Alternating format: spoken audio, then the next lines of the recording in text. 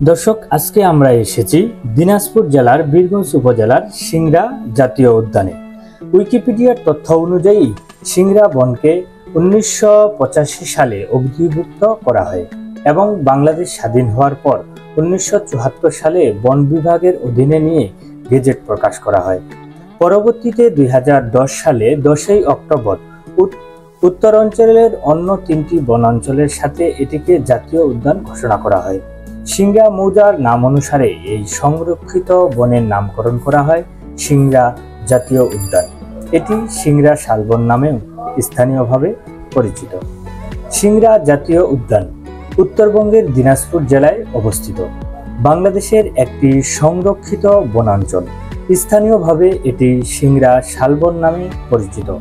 দিনাজপুর জেলা শহর থেকে সড়ক পথে 40 কিলোমিটার উত্তরে এবং বীরগঞ্জ উপজেলা থেকে 15 কিলোমিটার দূরে ভগনগর ইউনিয়নের এর অবস্থান। এই বনভূমির মোট আয়তন 355 হেক্টর এবং এর মধ্যে জাতীয় উদ্যানের পরিমাণ 305.69 হেক্টর। ডালাগ্রাম, চাউলিয়া, সিংড়া ও নট নদী এর 4টি মৌজায় সিংড়া জাতীয় উদ্যান বিস্তৃত।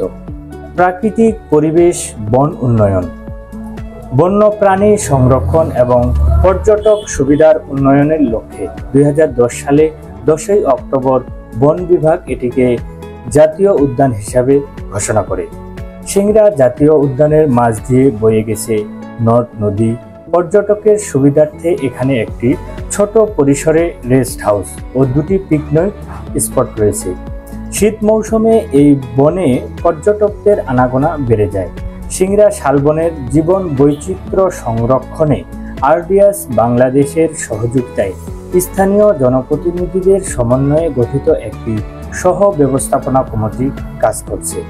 সিংড়া জাতীয় উদ্যানে মূলত পত্রঝরা শাল বৃক্ষের প্রাধান্য দেখা যায়, তবে শালবন ছাড়াও এখানে জারুল, তরুল, শিলকরই, শিমুল, আকাশমণি, ঘোড়ামণি, গুটিজাম, হর্তুকি, বয়রা, আমলকি এবং বিভিন্ন ধরনের নাম না জানা উদ্ভিদ ও লতা গুল্ম রয়েছে।